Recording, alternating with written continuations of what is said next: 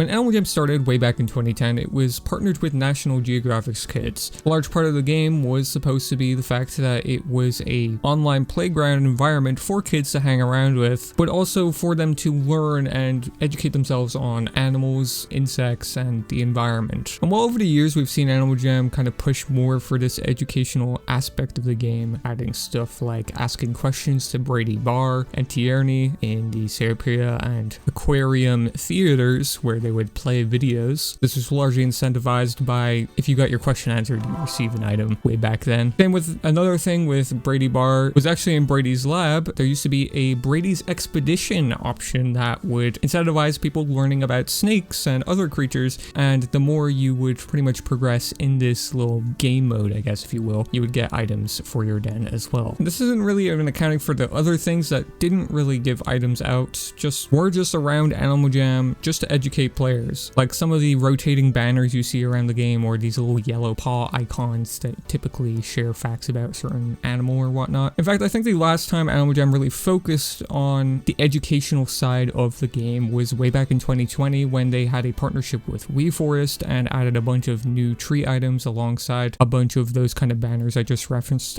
around Animal Jam to teach players about trees. And then also the whole eco credit feature, which introduced a new currency into the game alongside new items to obtain said currency. And unfortunately, people just kind of seem to forgot about it, despite it being a pretty big feature, especially for Animal Jam Classic standards way back then. But another thing I would regard to be one of the most forgotten features in this game would be the journey book. Well, I'm sure a lot of you watching probably did these randomly as a kid. I would probably go out on a limb and say 80% of the player base at the very least has not completed this thing fully. In fact, that's the whole reason why I put having a complete journey book as one of the rarest occurrences in the entire game when I made a video on rarest occurrences in the game. But the journey book is one of my favorite features in the game, and despite me completing this on every account I've ever used, pretty much, I'm sure some of you have seen in the top left corner in my videos all my unclaimed journey book prizes. I actually haven't really read all of the facts that you can see when clicking on the animals in order to complete the said journey book. So today's video, I'm going to read. That's the whole video. Yeah. Hey, I would be willing to bet a lot of you out there probably haven't read a lot of these things either. So if you just want to educate yourself on, you know, certain little critters around the game and also just hear me yap about some other stuff, then this is a video for you. And trust me, it's a long one, so you best be prepared. But I usually do specialized giveaways kind of related to the videos when I usually make videos like this. So I'm going to be giving away a whole set of rare cameras as well as a solid to one lucky winner in the comments. So all you gotta do, subscribe with noties on, like the video, and then drop a comment down below letting me know what your favorite journey book is and maybe the memories you have tied with it. But otherwise, enjoy the video, guys. So I've been using this account in the background of videos for a while now. I've referenced a few times, I guess, that this is my video account. Sometimes I switch between a few accounts in videos. If you see me on a member account one time or a non-member member animal sometimes. Usually a trademark on every account I main though, essentially, is completing a journey book and then just leaving the gifts in there. I started doing this in like 2014. I don't remember even why I started doing it, but it was a very long time ago. And I noticed on this account, I don't have a single journey book done. Despite this account having every achievement in the game, I do not have every journey book. So this is somewhat of a partial quest in 100%ing Animal Jam, which I'm sure I'll make like an inevitable video, you know, talking about everything I've accomplished on this game regarding like kind of completion in certain things like the journey book or adventures or even achievements. But yeah, there is a good few journey books we have to get through here. So the title of the video, I imagine I'm gonna title it something like Making Animal Jam Educational again. This video is probably going to be long. I'm doing this on a whim for context, but I imagine it's going to be long given how long journey books usually take. I ideally don't want to make this two parts. There are some things I just have done here because ADHD brain while recording, I just randomly click on a thing. So we're going to be doing the journey book of all the lands. So pretty much anything that has kind of education in it. So I actually read it, read the fact and not just skim through it. But obviously the inevitable goal at the end of this video is just to get the prize at the end.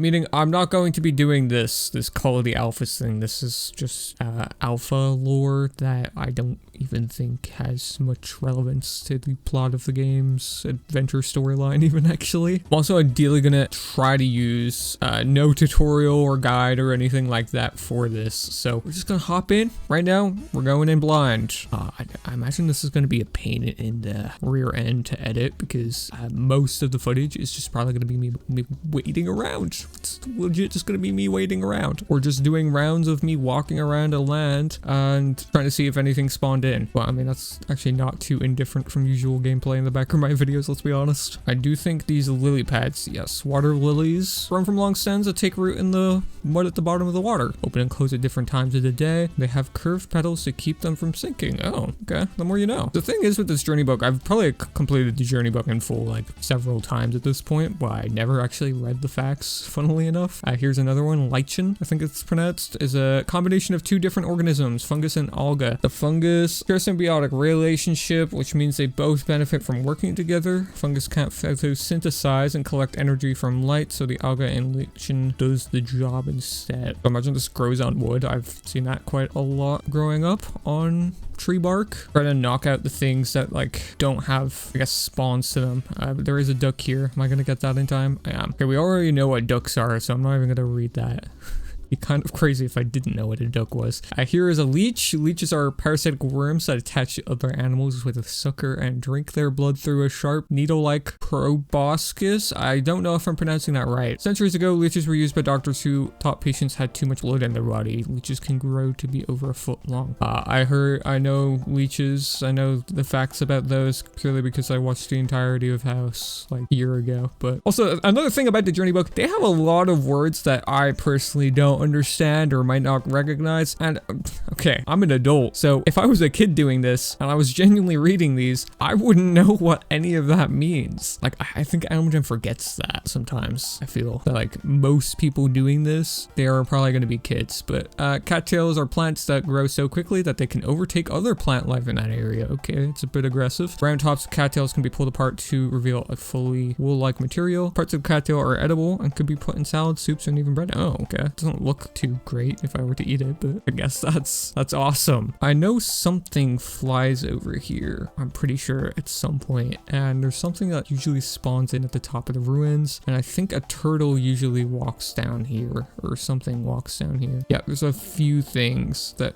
seem to be like water-based. Okay, well, there is a click beetle right here. Escape from predators by hooking a part of their spine to their abdomen, which they then release to spring free. The friction of this motion also creates the clicking sound the beetles are known for. Headlight beetles, a type of click beetle, can actually generate a light bright enough to read by. Do you ever believe your eyes? I hope somebody gets that reference. Okay, we're doing good not to pull up a guide yet, even though I am kind of getting impatient. I imagine this video will be recorded in parts like the minigame video I did, which that ended up being like an hour long, and people were like, an hour long to play minigames? I kind of skimmed through the minigames and it still took an hour to record that, or it took more than an hour actually. Swamp snakes, despite their bright and red bellies, black swamp snakes are non-venomous and spend most of their time underwater. To make it through dry periods, black swamp snakes enter a state of estivation.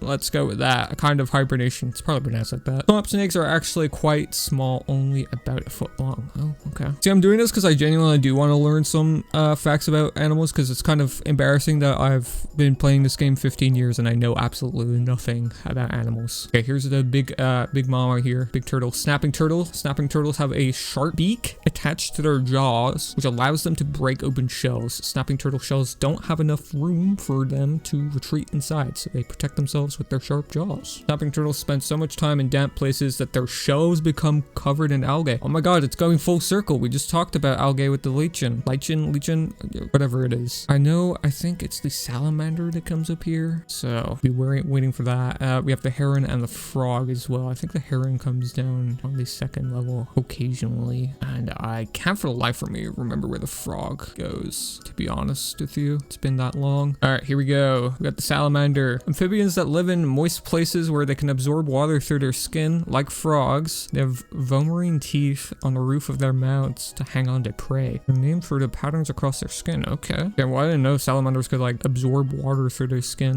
Why can't we do that? Like that would save so much time. If like you're in the shower and like you you could absorb water through your skin while also cleaning yourself. Well, maybe you drown yourself then. I don't, maybe that's how it works. I don't know how it works. Do salamanders drown by absorbing water through their skin? Or do they just like blow up like a balloon type of thing? See, see, when I do videos like this, where it actually like results in actual knowledge about things like animals and stuff, I do have people in the comments pointing them out, and I accidentally went to the summer carnival. That's great. Well, I noticed that in the ranking lands video, based on how dangerous they are, a lot of people were like, actually, no, that thing would kill you, or actually, no, that thing would not touch you. And it was just really funny because, especially with the deep blue, I think you would like instantly die if you actually went there because of the water pressure, which is not something I even accounted for. I think we have the heron and the frog. I don't know if this like goes on like a cycle, like if you leave it resets the cycle or whatever. I'm hoping that's not how this works. I, for the life of me, do not remember. So yeah, I'm gonna go like semi AFK right here because I think the frog spawns to the right and the heron spawns like where my cursor is, right over here. I think I should be able to see both of them from this perspective. Oh, it's on Twitter.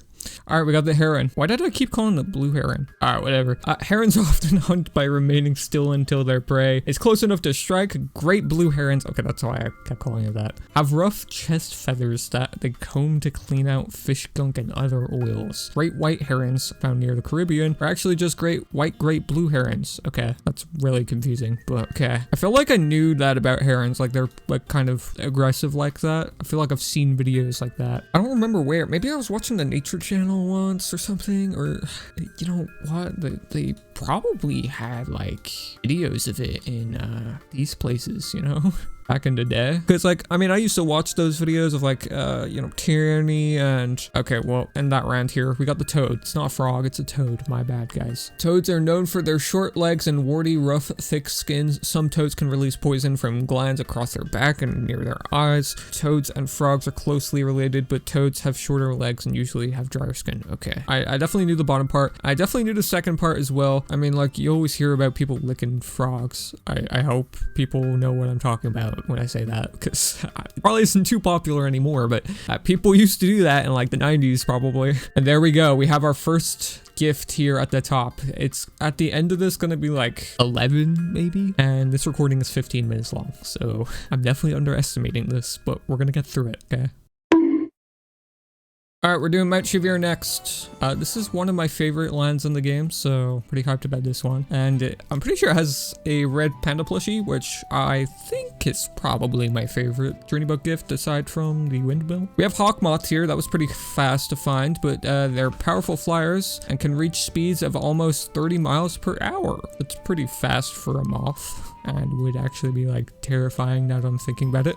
Most hawk moth adults sip nectar through a long straw-like tongue called a proboscis. See, that's that word again. It's popping up more. One species, however, steals honey from me. Okay, that's kind of mean. They can have wingspans that measure up to 8 inches across. These things are probably massive in real life then. Oh yeah, these things are like pretty big actually. Who the hell is that? All right, we'll move on to the next thing here. I think I already picked that up actually. Okay, I keep thinking the news tab. Yeah, the permafrost. I already kind of know what permafrost is. Yeah, I watched the Ice Age. Then we have yaks up here. I know what a yak is, so you know, we're gonna skip over the facts I already know, you know, I have knowledge of.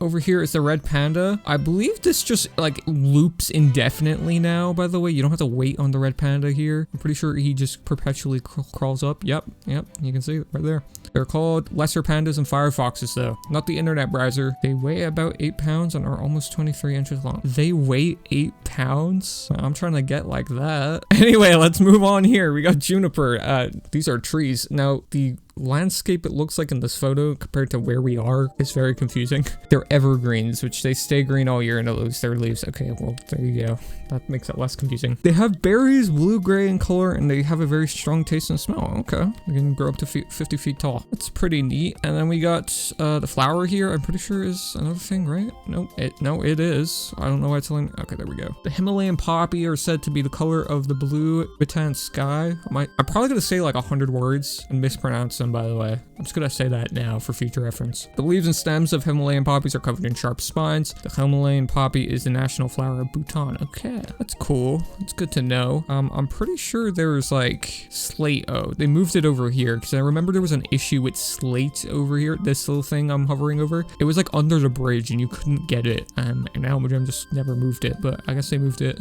since then. I already know what slate is, so we'll just add it to the book type of thing. I believe there is like 2 things up here. I don't think I can click on that. I don't think that's a part of the book. It's not.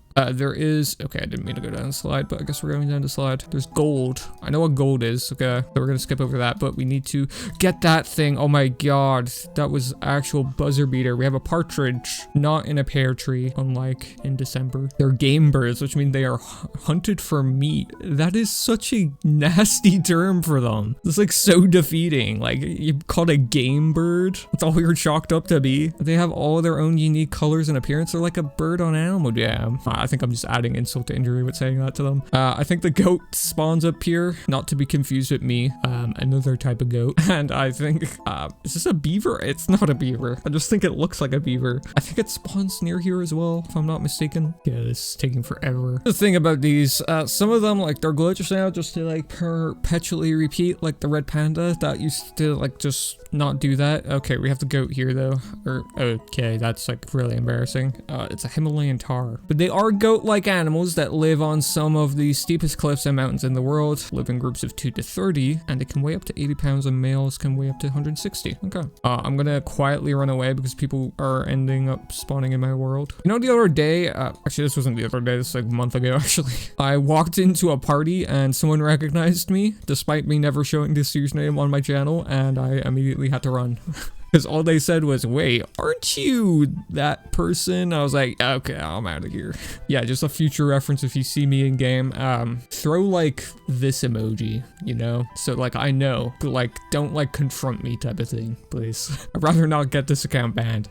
And while I'm talking about it here, I'll probably make a video eventually talking about like my bans and stuff because I know people are curious as to why. It's nothing like suspicious or anything, like some of the characters I've made videos on in the past, if some people are wondering, but it's just a lot of dumb stuff from like when I was a kid, essentially. I think that's the best way to chalk it up for right now anyway. Now we're just waiting for that little brown beaver or whatever the thing is. It's like a little pudgy thing. Okay, well, ask and you shall receive. We have the lemming. Okay, not even close to what I was saying. They are rodents and they are related to mice. Every 2 to 5 years, some lemming populations will grow so large that thousands of lemmings will migrate in search of a food and a better habitat. Common myth claims that during this migration, lemmings will jump off high cliffs into the ocean. Thankfully, this is not true. I've never heard of that, but thank you, animaljam. That is very funny. All right, we have the gift. I'm not accepting it, of course, but red panda plushie. Very cute. Thumbs up. I guess next here we can just do Sarepia. It's pretty fun to do. I think I was ranting earlier about like the videos. Okay, we have termites here. Termite colonies eating on stuff. You know, I kind of know what termites are. I've heard enough about like termite infestations, so I'll adamantly say that I know what they are. We have the woodpeckers here. I can adamantly say I know what those are as well. I learned about those in school, or when I like rarely listened in class. Hashtag relatable. We got moss. I know what moss is. Okay, I think we're gonna speed blitz through this one because there's just a lot of things I already know about in here. Because like, I mean, why wouldn't you know about? This is poison ivy here. Yep. Okay, we're like zooming through them now. Oh, I just missed the chipmunk. God damn it. But I was talking about the videos because, you know, there's a Sarepia theory here that reminded me of like Brady Bar and like Tierney and god damn it, I keep doing that. I don't remember what the other person is called. I think it's like Dr. Gab, maybe? I don't know. I kind of stopped paying attention to that stuff when that got introduced, but I know back when they were in the game, like very early on, I only paid attention to them because I wanted a video plaque, which I did end up getting. I did watch the videos and I asked a question and I ended up getting the video plaque. That's how I got my first video plaque. But you wouldn't believe your eyes because there's a firefly. Okay, this isn't something I knew. They aren't actually flies. They're actually part of the beetle family and they create light using special cells called photocytes. Okay, this is the second time I made that joke in this video. Hopefully, well, I say hopefully, but like that reference was 10 times more obvious than the first one. I keep thinking this is something, but this is just the Greeley plushie, or Graham, sorry. I probably just insulted every Greeley fan ever by mixing up those two. Okay, we have the squirrel that's over here. I'm pretty sure something spawns over here, just as I said it. The raven, which I do know this one, of course. And I think the owl, the skunk, and the snail. Okay, I think the owl spawns over here where I am right now. The skunk walks at the bottom, and so does the snail. I do believe in a video the other day I was just talking about something in Sarepia Forest, and the skunks came across, and I think I edited a caption that said, "What's good, skunk?" Well, oddly enough, that skunk walking across the screen gave me the idea to do this video again, so thank you, skunks. I kind of wish they would update the cycle for these journey books just to like perpetually keep going, because it just feels like a lot more livelier, I feel like, if like a bunch of them were just going in and out type of thing. But we have great horned owls. I already know what these are, but I will read this bottom part here. Range from northern parts of Alaska and Canada to southern parts of Argentina and Chile. Okay, good to know. Because you never know, I could be invited on like The Chase, and like they could ask me these questions. I don't think anybody watching knows what The Chase is. It's a UK TV show though. If I remember to edit it in at this part of the video, I'll put a screenshot of it. And there we go. We have the chipmunk here, famously known in a musical group.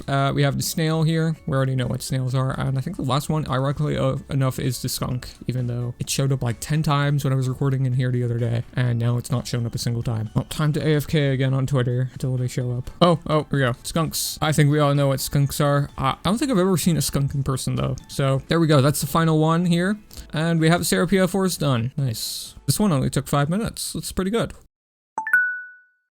Alright, it's probably the last one I'm going to record in this session here, but we have Coral Canyons now. I do believe I clicked on 2 of these things. I clicked on the Gila monster, which, something I didn't know about this, is one of only 2 venomous lizards in the world. Which, you know, lizards are painted out to be like really dangerous sometimes for some reason. And then tarantulas, I already knew what those were. Those traumatized me growing up. Not because I ever saw one, just because like my dad used to play all those kind of, you know, natural channels on TV, you know, nature channels of like wildlife and stuff. And like, I remember seeing a certain program, it was just like, I think it was a tarantula fighting something else, and it just looks so terrifying. But anyway, we have saguaro cactus, I think I pronounced that right. Or cacti, can grow up to 50 feet tall and can weigh up to 12,000 pounds. That is so baffling to read. And they can live up for 200 years. Over the course of a lifetime, they can produce 40 million seeds. They're only found in Sonoran Desert in the southwest US. Damn, that is crazy. I like forget like plants are also living things. Like this dandelion here, this is a living thing as well. It's like so crazy to think about. Like animals, you can kind of tell like they have an idea of what's happening, but like these things, they don't have eyes or anything, so it's just like easy to forget. They don't, you know, those are living things, but they probably get trampled on every day. But I know what a dandelion is, so we're just gonna kind of scoosh on past that. And I just missed the hawk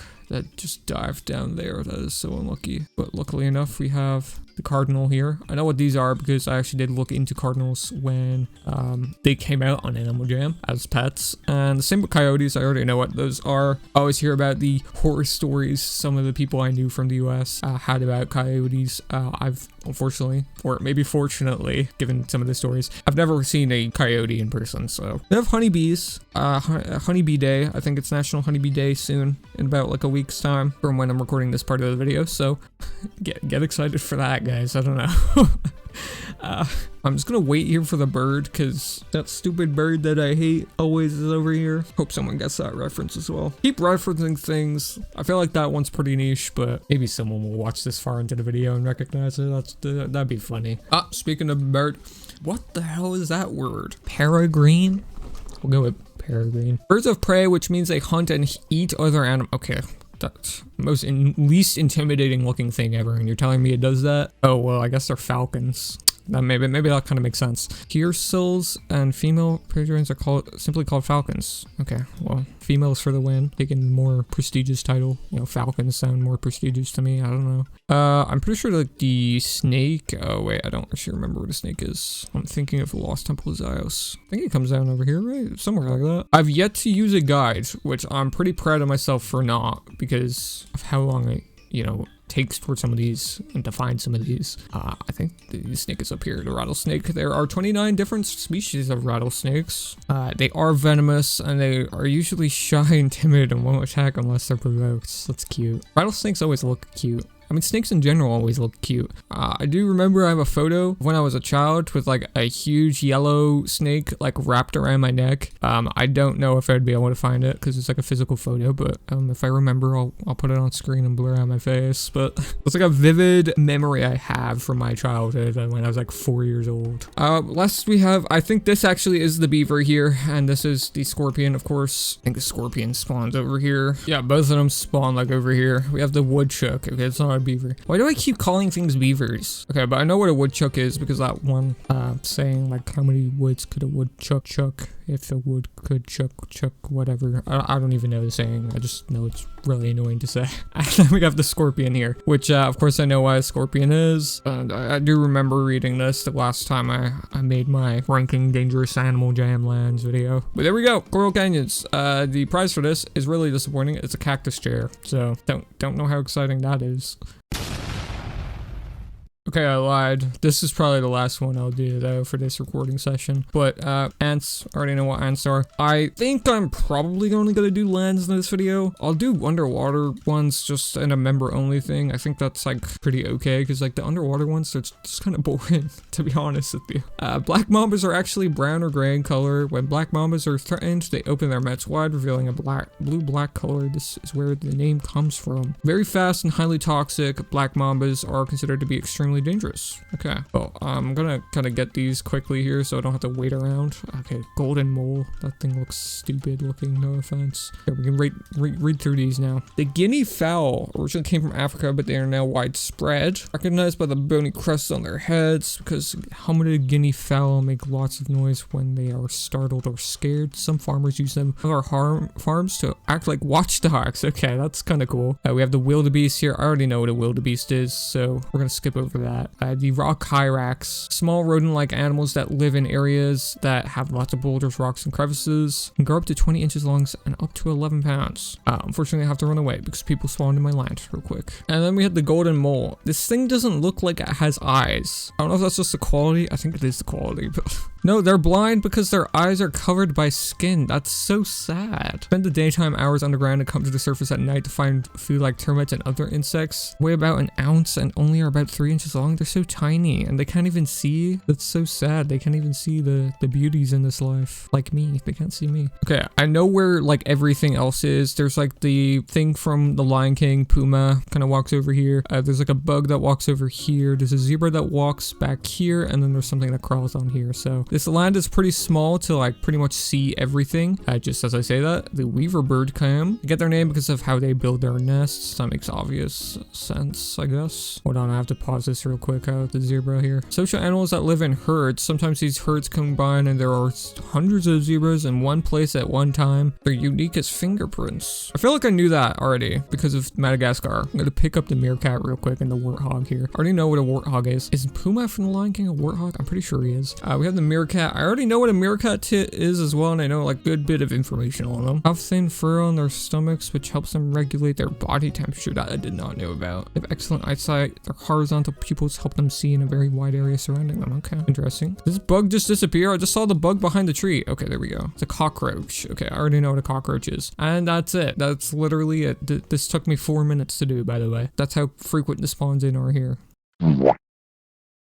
Okay, I'm recording again. I think I have 3 areas left. It's like Kimbara, Temple of Zios, and Crystal Sands. We have 5 done so far, so just do Kimbara because Kimbara is a pretty small one. It's pretty easy to get them all, I think. Like just a spider here. We got the trapdoor spider. Unique way they hunt their prey. They dig a hole in the ground and build a silk door. Okay. We have the gala here, which is on top of the roof. Members of the cockatoo family. Yeah. Seeds, shoots, roots, leaf buds, fruit, and insects are all part of the gallows diets. That kind of rhymed there a bit. Maybe, I don't know, not really. I think I already got like 2, yeah, I got the platypus. I already know what a platypus is, and I think I got the tiger snake too. And the frilled lizard, I think those are already done in the journey book because, you know, I just randomly click some of the things sometimes when I'm recording. Person is chasing me. Okay, we got blue penguin. See, I think I remember reading this for my rating land video, and I'm surprised a penguin could live in like an environment like Kimbara, because it doesn't seem like, you know, you always associate penguins with like coldness. We got a sugar glider here. Sugar gliders have membranes of skin running down their sides. That sounds kind of gross. They use them to glide from tree to tree, glide up to 300 feet, and they're nocturnal. They're active during the night and sleep during the day. Okay,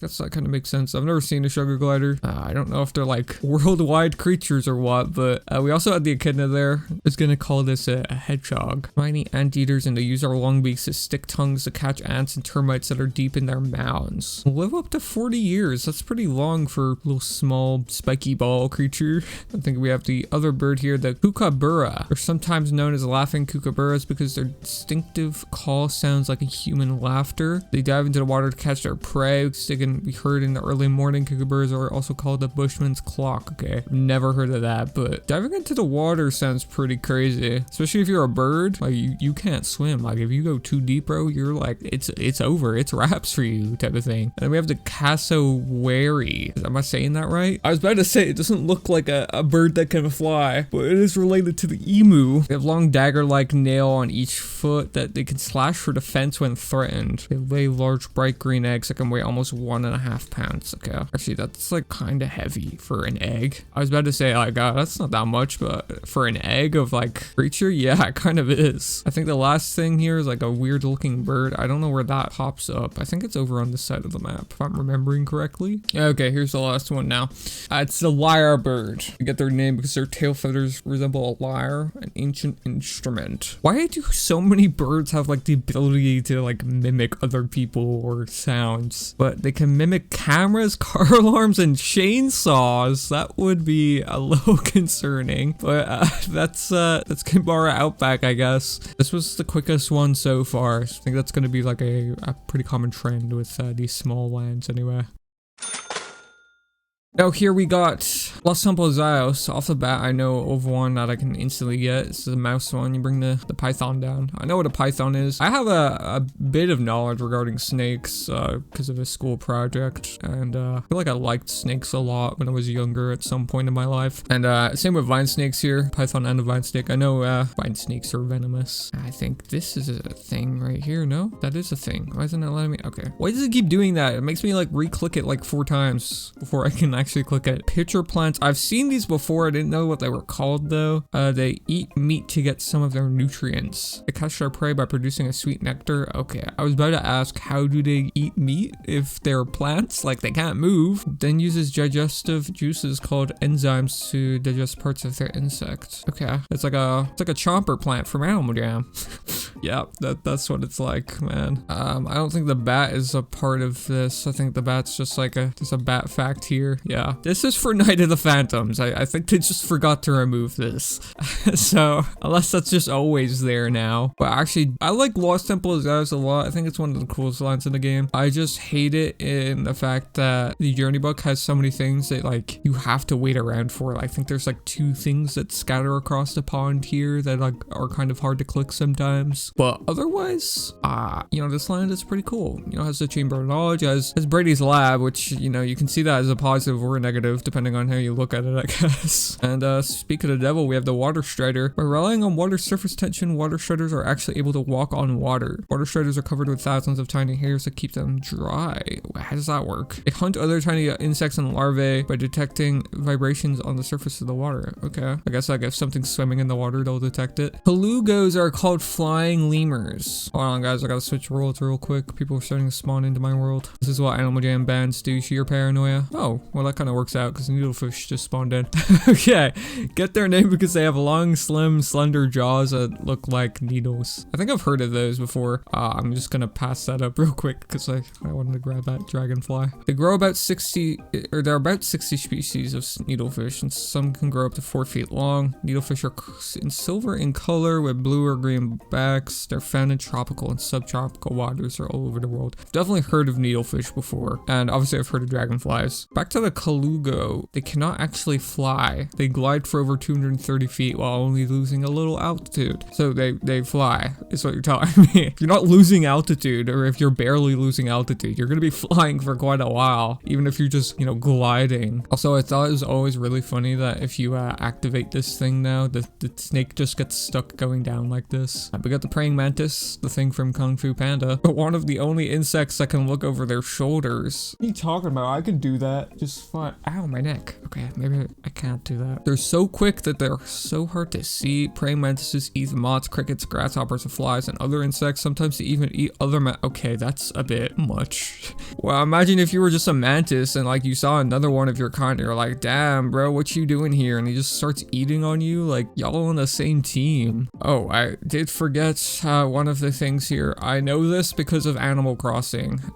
Hibiscus. I don't know if I say that right. That's just always the way I read it. Because there's hibiscus plants in Animal Crossing. That's why I know what these are, and you know, some facts about them, because I remember looking up how to get them on Animal Crossing New Leaf, I think it was, and there was like some facts that popped up afterwards. But I think it was the underwater hibiscus ring or something. I think I mentioned it in a video like a few weeks ago, and people were like, I shouldn't say people, there's one person like saying like, the way you say it is so weird.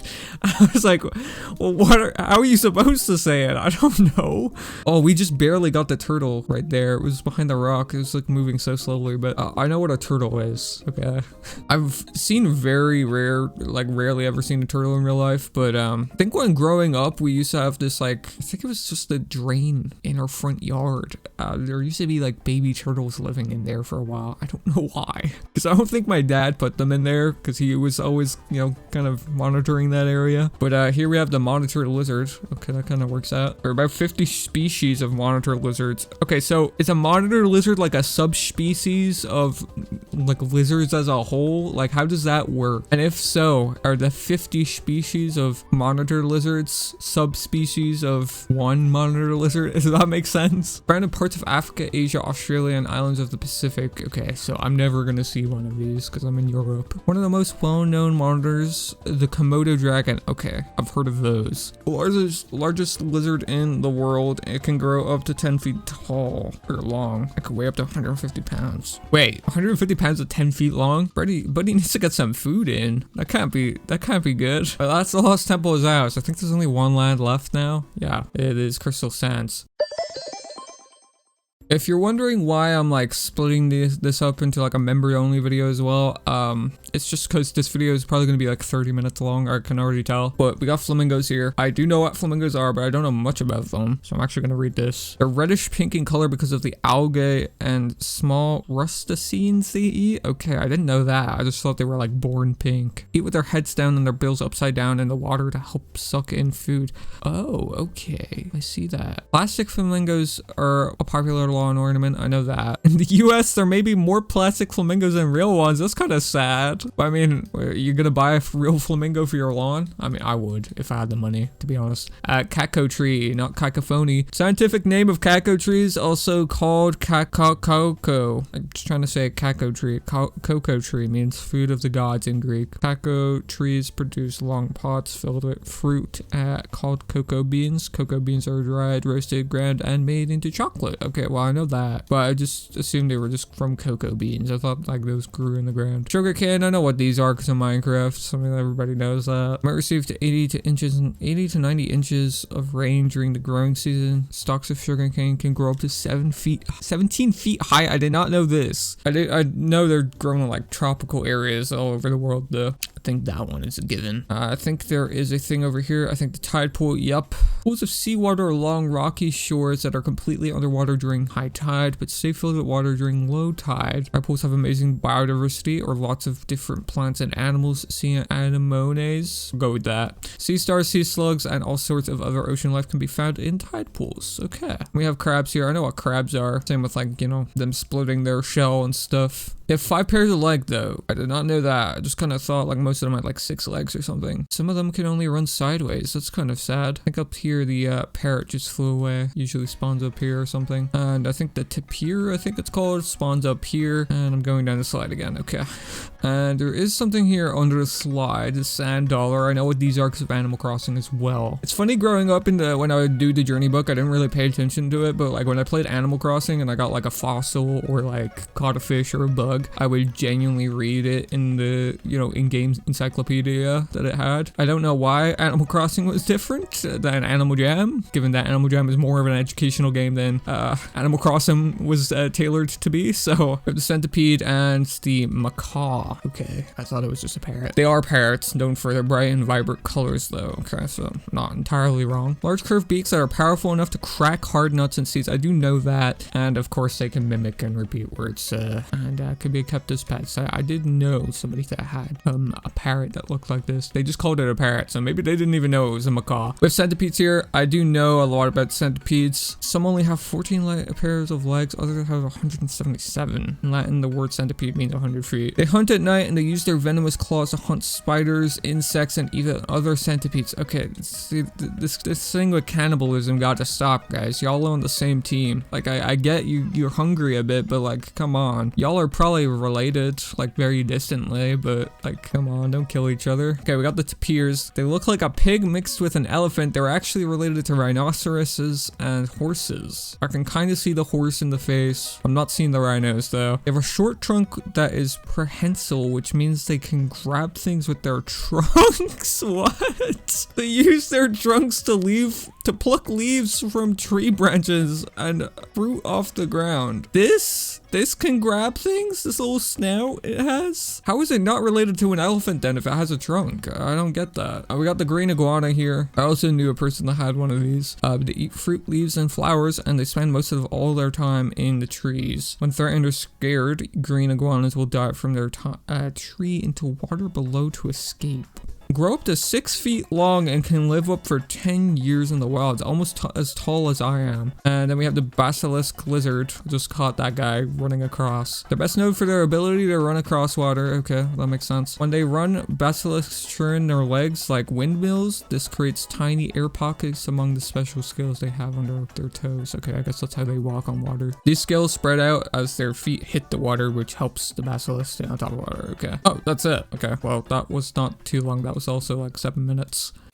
Yeah, it's gonna wrap it up here. I know this was just me playing Animal Jam and doing the journey book for probably like 30 minutes, but I mean, I had fun with it. Maybe some of you will have fun watching it. I don't know. I'll have a members only video out tomorrow of me finishing the journey book for the underwater areas, in case some of you are interested in me hearing me ramble about certain creatures and like my stories maybe relating to them. I don't know. But big thank you to the members. They do help support the channel. If you want to join the channel as a member, you get extra videos, as I just said, highlighted comments, and your name gets displayed here at the end of the video for supporting the channel. It is greatly appreciated and helps me keep making these videos as much as I do. Yeah, let's go wrap it up here. Have another video here in a few days time. I think I'm gearing down to, you know, kind of slow down my upload schedule because I don't want to get too burnt out, but I think it's getting to a point in the year where like people are kind of like dipping from Animal Jam again, so I might slow down on uploads regardless, but we'll see. Anyway, we'll see. I do know in September I'll have like a good few videos out for like, you know, the 15th birthday and stuff, but you know, stay tuned. But otherwise, I'll catch you guys later in the next one. Bye bye.